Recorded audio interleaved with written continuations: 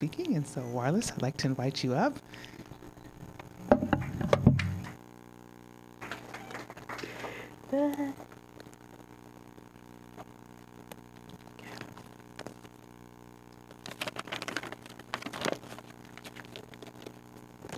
Okay, so this is my first time doing a palestra here, so I'm a little bit nervous.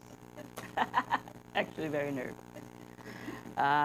So the topic that I chose is about loneliness and solitude, something that I deal with a lot, and hopefully people knows how that feels as well. And I asked what loneliness was, and then loneliness is a feeling of being alone and not liking it. It's a feeling. And then solitude. Solitude is being alone but being content, and it's a choice. So I've been working in this kind of search of finding answers for myself. And I catch myself being alone a lot of times, and I kind of ask, why is that needed sometimes for to not only get answers for yourself, but kind of see paths that you might want to take. And I find out when I'm alone, I'm kind of really searching for really who I am, because then I don't have any distractions. And I'm very good at finding distractions, because when you're alone, there's no one other than yourself to talk to, kind of like who you really are.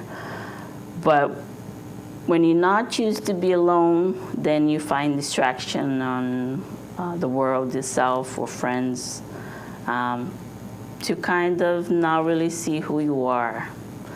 So on this path of trying to really find who I am, I found that when I'm alone, I kind of have to deal with myself, look at me. There was the one day of silence here, and I got very frustrated after I left. I really wanted to cry, because I asked myself how I could not be with myself for 7 hours, because so many things went through my mind, my drama, and it really got me upset that, like, how can I do a lot of things for others but not myself for just 7 hours, you know? So I've really been questioning that. And then when I start really searching for the answers about solitude, and, you know, seeing that, yeah, you alone, but you happy. I'm kind of trying to get there, but I still don't have the answers for that. The world today doesn't really, when they say about loneliness, they always show a picture of someone unhappy or like someone dying or something like that. They don't really say that sometimes that being alone is needed for ourselves. There's a lot of times in our lives, sometimes either when you have a relationship or family or you have kids, you know what I mean? You don't have a time to be alone. And sometimes we don't appreciate that, you know, because sometimes I ask myself, you know, I have a lot of alone time right now, and sometimes I like it, sometimes I don't, because it's really hard having to look who you really are, and, you know, seeing all of your demons, things that you like and you don't like, what bothers you, and it's not fun. I'm still learning how to deal with that.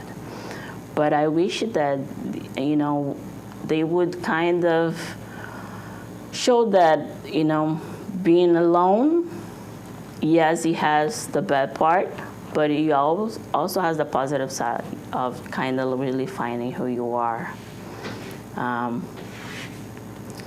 There was a lot of times in my life that I always put everyone first, and I was always the second option. So now I'm kind of learning that I need to put myself first of what I want to do, what makes me happy, what I like and what I don't like. It's been a struggle. I know that spiritualities, they always around me, and they always helping me, leading me to a right path. And when I'm kind of struggling with that, you know what I mean, they always bring me back to the meaning that I have a big purpose to do.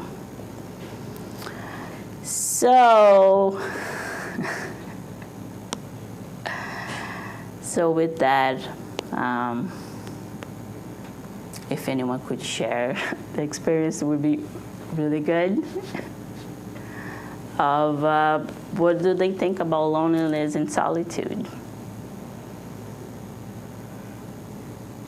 I think that you can be alone sometimes, and you are, like you said, find so much about yourself. True. I find out that sometimes I go, wow, about myself. Mm-hmm. Wow, I never noticed this. And I am being alone, and I'm alone now. I am finding myself more and more and more and more. But there are times that you go, that's it, I don't want to be alone. There's too much long time. It's too much long time. Yes, so it depends on how much. We have to have like an equilibrium, a balance. Right. There's time that, because you always see these successful people, they always take a time to just be alone and, you know what I mean, to focus on something that, you know what I mean, they're trying to find the answer for it. You know what I mean? Because when you alone, you don't have distractions. So I agree with you. It has to be a balance to, you know, when it's alone is good and not good. Anyone else? Yes. Go ahead, ma'am. Oh, well. My name is Lucia. And at the time when the pandemic came about, was very, very hard for me. I live by myself, which I don't have a problem with that. But I like to have choices and options. By the time the pandemic came, there was no option. I got to stay home.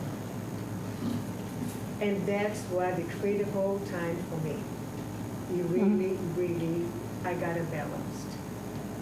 Because throughout my life, I like to have options. So I can make choices. When this stops, then I really kind of sort of panic. And that's what the time was a hard process for me to get through it, which gave me a big lesson. And more I went through, I went more and more in depth with the spirituality, which it helps me tremendously. Getting some answers, understanding, like you said, who am I? What I've been doing, what I want for me. So think about me and not thinking anybody else at that particular time. Because when you worry so much about other people, you keep forgetting about you. True. First you gotta love yourself. True. How, if I don't love me, how am I gonna show you love? How I can love you? So all this went through my mind, and it was a tough process, believe me. But I am so grateful that I had a chance at this particular time, especially for everybody, not only for me, but it helped me, as I said before, tremendously of learning. And now I'm feeling like I'm another person. And I'm grateful. Because even though I am already 70 years old, but I'm still learning. And I love that. I really do. And I like to share with people as well. So, yeah, it is a process, but can be done. Don't give up. Okay? You can go through it. if you really need to, if you really believe. Sure. I'm sorry, I don't know your name. Yeah, I'm Angela. Angela, nice to meet you, Warlas. Yeah, in my case, I mean, I was always very afraid to be alone in the past. Like I could not think about, like, a weekend that I didn't have any plans with anybody, that I didn't have, company, a boyfriend or something. I'd be like desperate, But then with time and help from, some friends and all that, I realized that first it was because I didn't love myself enough. I didn't love my own company. So I needed other people. But once I went through this process of, learning how to love myself, how to love my own company and, enjoy my own company, I am very, very content and, by myself. I can just go through a weekend and know that, even if I don't have any plans, if I don't have anybody, I'll be okay, like, doing my things that I like to do. And most of it are, alone, like, riding my bicycle alone or going to the gym or doing anything that'll be alone. And I'm content, I'm fine, I feel good, no problem at all. So in my case, it was to learn to enjoy and to appreciate my own company and love myself. And of course, with that process also, you learn who you are, you learn what you have to offer, and moments of, loneliness is really not bad. It's not really, it doesn't mean nobody likes you. Yeah, you look on the... friends. It has nothing to do with that, actually. It's more about you than anything else. Yeah, exactly. So it's okay, but it was a process, actually. It's hard. It was a hard process. Yeah, it was not easy. I kind of struggled with it for many years until I had a friend who helped me and taught me a lot about it, and then I got through it, and it took me a long time. But once I got secure about myself and I started loving myself much, things changed so much, and then they're so much better. So you see that the suffering was not, it was only in you, it was not necessary, but it's part of the process of you, and then the growth that you can go through. That's nice. Amiga? I love that you mentioned suffering, because I think that's the untold story of loneliness, is that we have a hard time because we all suffer. There's not one of us that doesn't have the pain inside, just the existential pain of being a spirit in this human body on this earth, a place of trials and expiation. It hurts, right? There's suffering, and then there's all the behold. So part of I think turning loneliness into solitude, right? Turning from something that's unwanted and uncomfortable into something that's welcome and healthy and healing is building a relationship with our suffering that's helpful.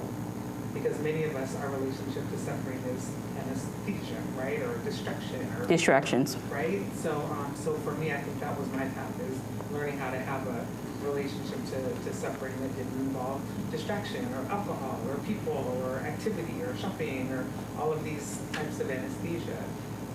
And that I think is something that makes a difference for me, right? Is how to have a relationship with my suffering. And I've had a wonderful saying from a meditation teacher that said, our relationship to suffering should be like tea.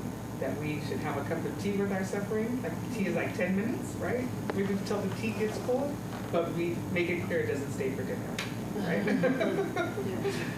So being able to have some time in our own suffering too. My personal experience was when I kind of really needed to be alone. I had a lot of struggles with addiction a couple years ago. So there was a really time that kind of, you know what I mean, I had a lot of people and then went from a lot to none out of nowhere. It's just no friends. My family was not really involved. So it was really hard dealing with that and just being alone. And it's kind of, being alone and being sober at that time, it was very hard for me.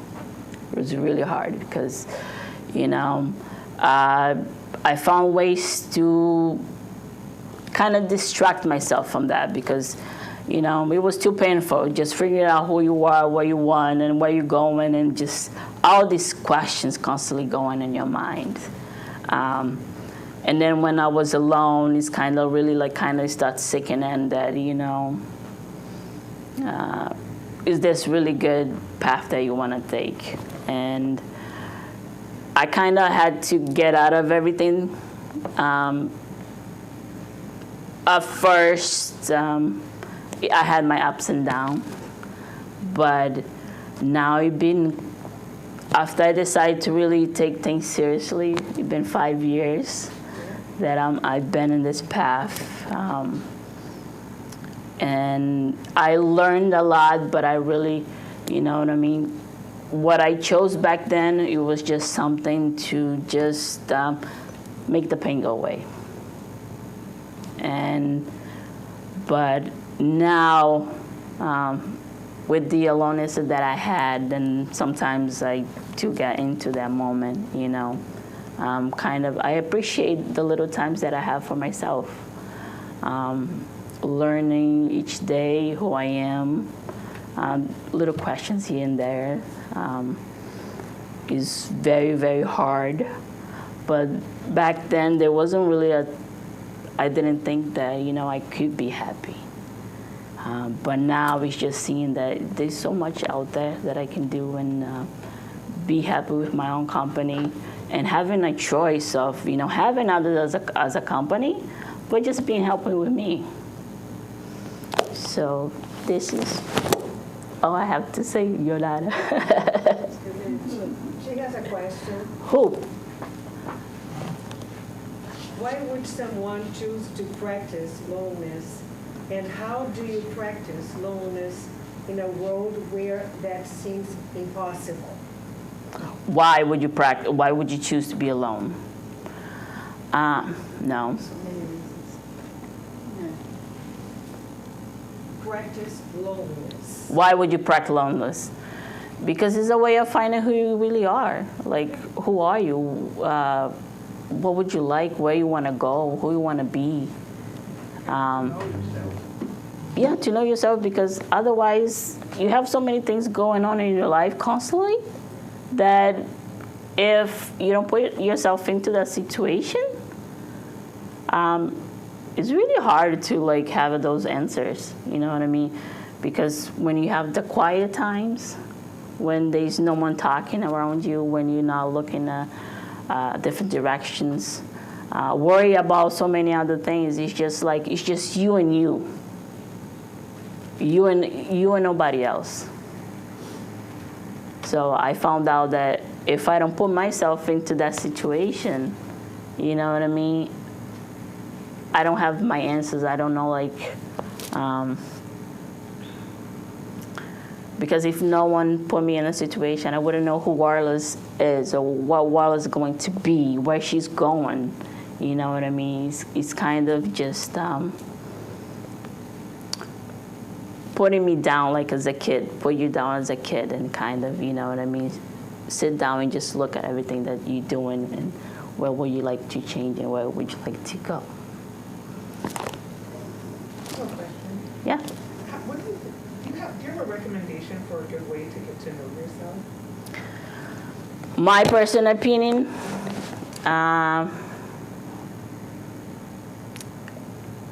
be with yourself. Take yourself out. Just go to a dinner, to a movie by yourself. There's not a lot of people. You never say you're going out with someone. No one ever says, I'm going out with myself. I'm doing something for myself. I'm going to be with myself. You know what I mean? There's not a lot of people who says that these days. So I'm choosing me. I always struggle with being alone, which I'm still learning up here of being alone. So for the past 2 years now, I'm learning little by little never traveled to a unknown place by myself because I always think I don't know anybody. How I'm gonna be by myself, how fun it would be. But I do listen from experience from friends, say it's gonna be the best travel, the best trip that I'm probably gonna do over life. So there is a lot of things that I'm learning, all because of fear of being alone. It's not because I don't have time to, I do analyze myself a lot. When I'm in the shower, when I'm down, when I'm having my lonely time at home. But I know people coming back.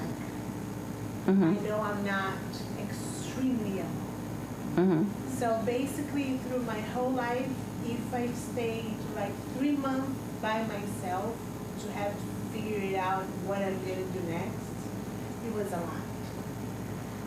So I missed those meditations, those silence days, which I think is gonna be amazing for me. But I don't know how to be myself. And I'm starting, I don't know if because I'm getting older, and I feel that I have the necessity also to have that space out to figure out. And it is a lot to do with who you are, I think. Because those little moments that I had opportunity to be by myself was the moments that I saw everything that I never want to see it. Oh, the little details. So I kind of understand what you're saying, but fear is a big thing. Can I tell you something from my experience? I had seen that the fear of being alone. Yeah. And then But I know I rejected myself. Yeah. I accepted, and I really do. But- It's just fear to be alone. Yeah, I had the same thing, and I'm not sure if I was told by someone or where I got that, but to kind of surprise or maybe just make that positive, I learned here at the center. I think I am never alone. My God is with me. Or you can say I just say that all the time. or too. your guardian angel, Yeah. talk to him, to her, or something like that. Just have that feeling that there is always somebody there with you. It's not maybe in this matter, but it's somebody invisible. But that helped me to go through those times. That fear that hit me. It's like, oh my God, I'm by myself. What am I gonna do? No, I'm not. I have this. It's always with me, and then kind of comforts you a little bit. That at least for me, it did. So it got me through that until the time I learned, to be okay with it. But I totally know the fear. Yeah, it's very uncomfortable. It's not really Process, something I easy. guess. Yeah. It's a process. Yeah, but Aldo, what would you say about loneliness? What would I say? Well, right now, I really enjoy to be by myself. But as everyone here, we all have our own struggles, right? True. And for me, it wasn't different. But all I can think of right now is I never had a fear to be alone. I just, I was so busy on doing my own things or searching and looking for things that I was looking, to do it. So fear was never a big struggle for me, but it was not, how do I say that, not understand that I was trying to be too happy when those frustrations used to come in, fake, or the word that I'm getting now is faking to be happy to not deal with to be with myself. Like, you know, I always enjoy to be with people. So, but when I find out that I needed to be by myself, it was tough. It's not something that you learn overnight. It's a process that I really took on, but I always felt, as Angela said, I always felt that I'm not feel fear. I don't understand what's happening, but I'm gonna keep it going. So when I got that, you know, as it gets harder and harder, you have to practice what you say, and that's when the struggle it stays up there. But when you understand that you're not really alone, you're doing something that you wanna do it. So it's all I understood is I need to make a decision and do it and start it. So when I got that, that point, is hard. Some days is very tough, but what I'm gonna do? Quit? No. Quit for what? Keep going. Yeah, you keep going. May I say something else? Yes. Sorry.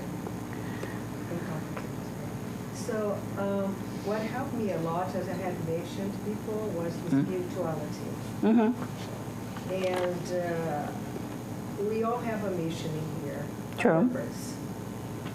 And when you go through spirituality, and I had a better understanding about it, and that's why it gave me the calm, the peace, to feel comfortable with myself, have a better understanding that this, where we are, in this planet, is a school. We're learning. It's a process. It's a process. So, and we gotta be grateful for either way, for good things and for challenges. Yeah. The good things is easy. The challenges is not. And also I learned the difference between pain and suffering. Pain, we all gonna go through pain somehow. Whatever level it is, emotionally, physically, any type of pain. But suffering is our choice. Pain is gonna come because we're learning, is our school. But suffering is our choice because we have an option. God gave us the will. We're gonna make choices. Either we choose to be miserable, suffering, going through it, dwelling with it, or we're gonna choose, hey, I got this situation to handle, as I said, emotionally, physically, any level. How I'm gonna do it? How I'm gonna handle it?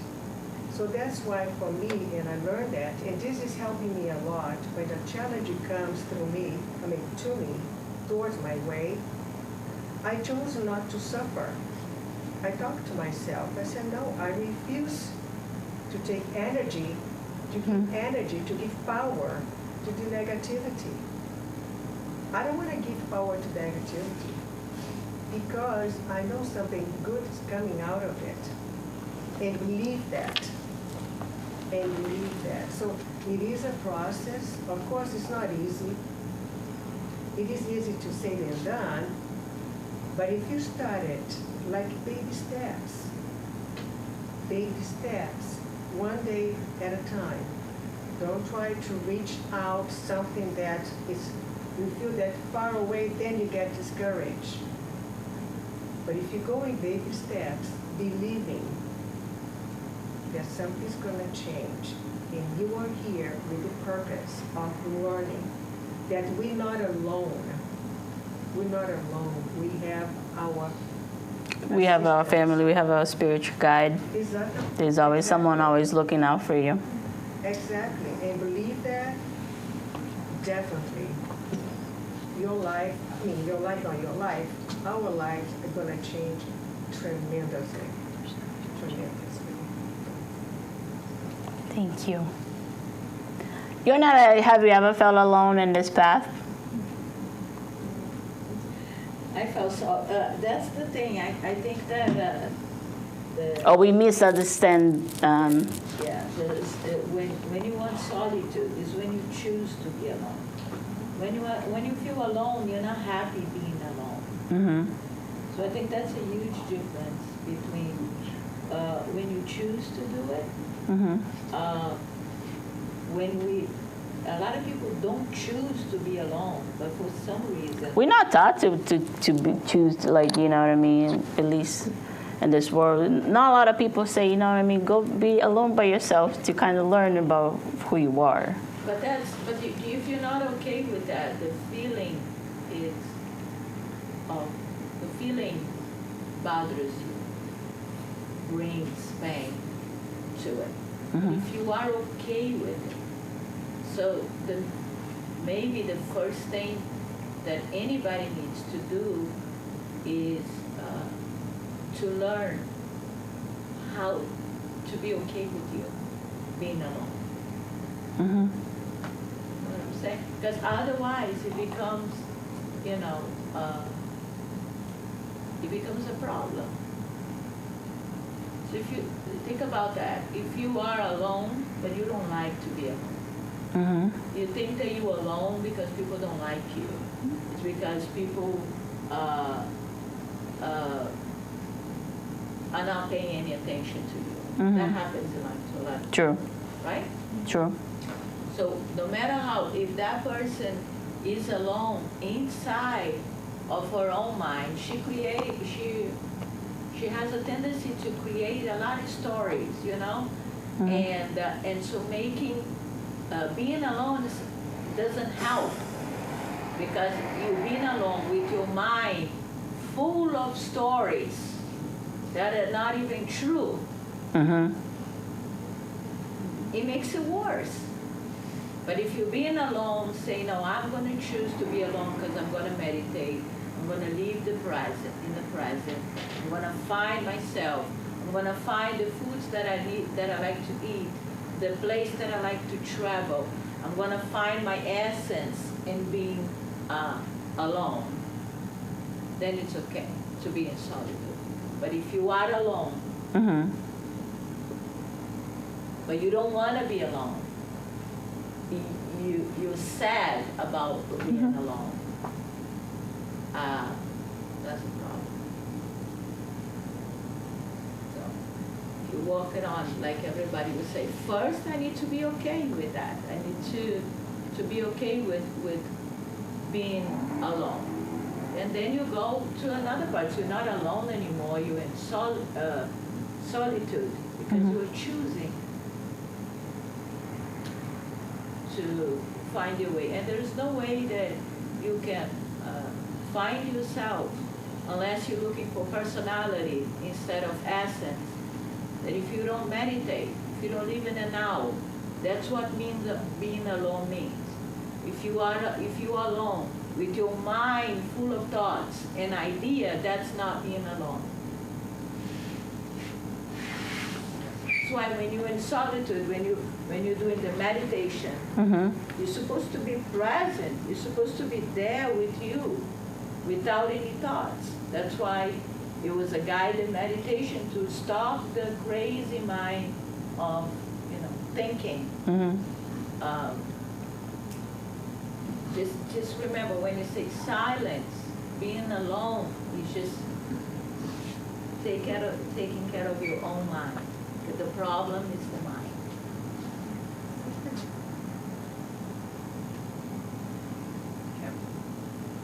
Yeah? Yeah. Good. Okay, so that's all. Thank you very much. What is your escape? Huh? What is your escape? My escape right now? So when you feel lonely, what is your escape? I like to read. You like what? I like to read. Read. They send you to another place when you're reading. Transport yourself.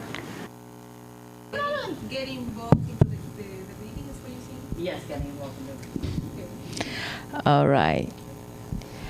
Thank you, Warlas.